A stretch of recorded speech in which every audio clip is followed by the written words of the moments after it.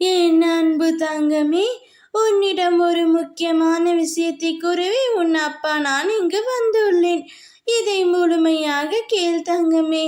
உன்னை சுற்றி மாபெரும் சதி நடந்து கொண்டே இருக்கிறது.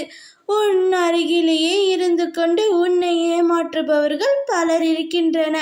ஆனால் அது உனக்கு புரியாமல் நீ அவர்களிடம் சாதாரணமாக அன்பு காட்டி பேசிக்கொண்டு இருக்கிறாய் தங்கமே.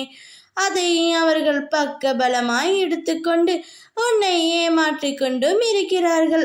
உனக்கு நெருக்கமாய் இருந்து கொண்டு உன்னை எப்படி வீழ்த்துவது என்று சிலர் திட்டம் தீட்டி கொண்டிருக்கிறார்கள். ஆனால் அவர்களிடமே நீ சென்று உன்னுடைய கஷ்டங்களையும் கவலைகளையும் பிரச்சனைகளையும் பகிர்ந்து கொள்கின்றாய் தங்கமே. இந்த கலியுகத்தில் நீ புரிந்து கொள்ள வேண்டிய முக்கியமான விஷயம் ஒன்று உள்ளது. அதை சொல்கின்றேன் கேள். உன்னுடைய கஷ்டங்களையும் உன்னுடைய பிரச்சனைகளையும் உன்னுடைய பலவீனத்தையும் யாரிடமும் பகிர்ந்து கொள்ளவே கூடாது. இதை உடனே நிறுத்திக்கொள் செல்வமே. உனக்கு ஏதேனும் கஷ்டம் நேர்ந்தால் அப்பா முன் அமர்ந்து என்னிடம் சொல். நான் அதை தீர்த்து வைக்கின்றேன். அதை விட்டு மனிதர்களிடத்தில் கூறி உன்னுடைய பிரச்சனைகளுக்கு தீர்வு காண நினைக்காதே. அவர்கள் உதட்டளவில் உனக்கு ஆறுதல் கூறிவிட்டு மனதளவில் மிகவும் சந்தோஷப்படுகிறார்கள் உன் கஷ்டங்களை நினைத்து.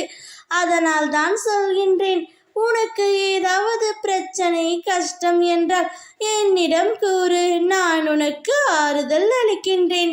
மற்றவர்கள் யாரையும் நீ நம்ப வேண்டாம் தங்கமே. யார் நல்லவர்கள் கெட்டவர்கள் என பார்த்து தீர்க்கமாக முடிவு எடுத்து அவர்களுடன் பழக கற்றுக்கொள்.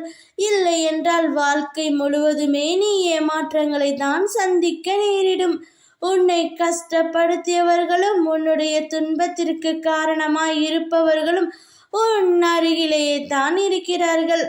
அவர்களை கூடிய விரைவில் உனக்கு நான் அடையாளம் காட்டுகிறேன். கவனமாக இரு என் தங்கமே. ஓம் முருகா. வேலுண்டு வினையில்லை, மயிலுண்டு பயமில்லை.